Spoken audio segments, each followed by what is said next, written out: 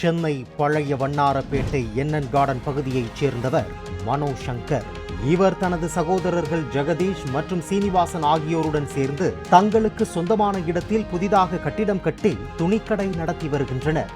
இவர்களது எதிர் வீட்டில் வசிக்கும் வழக்கறிஞர் ராஜன் என்பவர் இவரது கடையை ஆக்கிரமிக்கும் நோக்கத்தில் செயல்படுவதாகவும் அதற்காக குற்ற பின்னணி உடைய நபர்கள் மூலம் பட்டப்பகலிலேயே பீரோவை கொண்டு வந்து அத்துமீறி கடைக்குள் வைக்கும் முயற்சியில் ஈடுபட்டதாக காவல் ஆணையர் அலுவலகத்தில் புகார் அளித்தார். இந்த ஆக்கிரமிப்பு நடவடிக்கையை தடுக்க முயன்ற தன் மீதும் தனது சகோதரர்கள் மீதும் பீரோவை கொண்டு தாக்கியதாகவும் சிசிடிவி ஆதாரங்களையும் மனோ சங்கர் புகாரில் இணைத்துள்ளார்.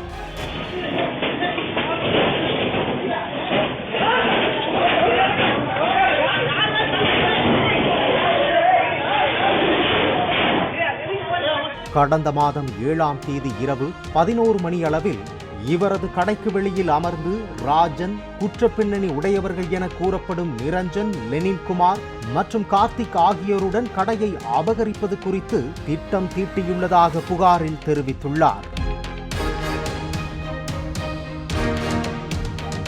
சிசிடிவியில் ஆடியோவுடன் பதிவாகியுள்ளதன்படி இந்த கடையை ஆக்கிரமித்தால் 1 கோடி ரூபாய் அட்வான்ஸ் வாங்கி மாதம் 1 லட்சம் ரூபாய்க்கு வாடகைக்கு விடலாம் என பேசுவது போன்றும், அட்வான்ஸ் தொகை 50 லட்சம் அல்லது 20 லட்சம் போதுமானது, அவற்றை இன்ஸ்பெக்டர் ஏசி டிசிக்கு கொடுத்து விடலாம் என பேசுவது போன்றும் ஆடியோ வீடியோ பதிவுகள் உள்ளது.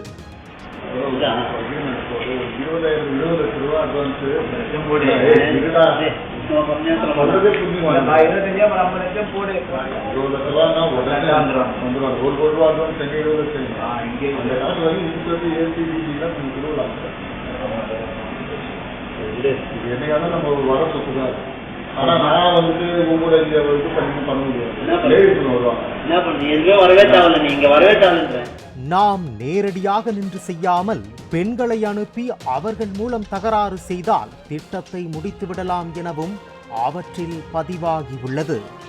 திட்டமிட்டபடியே கடந்த 27ஆம் தேதி பிற்பகல் 3 மணி அளவில் எனது கடைக்குள் ஆண்கள், பெண்கள் என சுமார் 20 பேர் தனது கடையை ஆக்கிரமிப்பு செய்யும் திட்டத்துடன் பீரோ உள்ளிட்ட பொருட்களை கொண்டு வந்து வைப்பதற்கு முயற்சி செய்தார்கள் எனவும், தற்போது கடையை ஆக்கிரமித்து அமர்ந்து கொண்டு வம்பு செய்வதாகவும் அதற்கான சிசிடிவி பதிவுகளையும் புகார் மனுவுடன் சமர்ப்பித்துள்ளார்.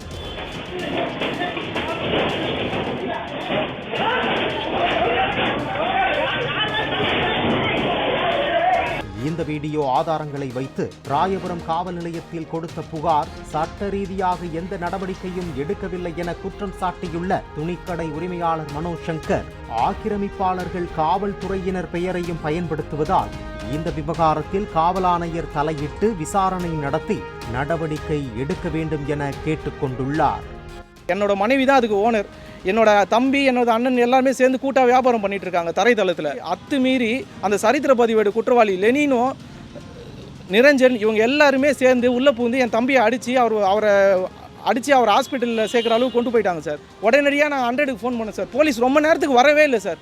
சொல்லி வச்ச மாதிரி வரவே இல்லை சார். ரொம்ப நேரத்துக்கு போலீஸே வரலை. நாங்கள் போய் போலீஸ்கில் கம்ப்ளைண்ட் கொடுக்குறோம், எல்லாம் பண்ணுறோம்.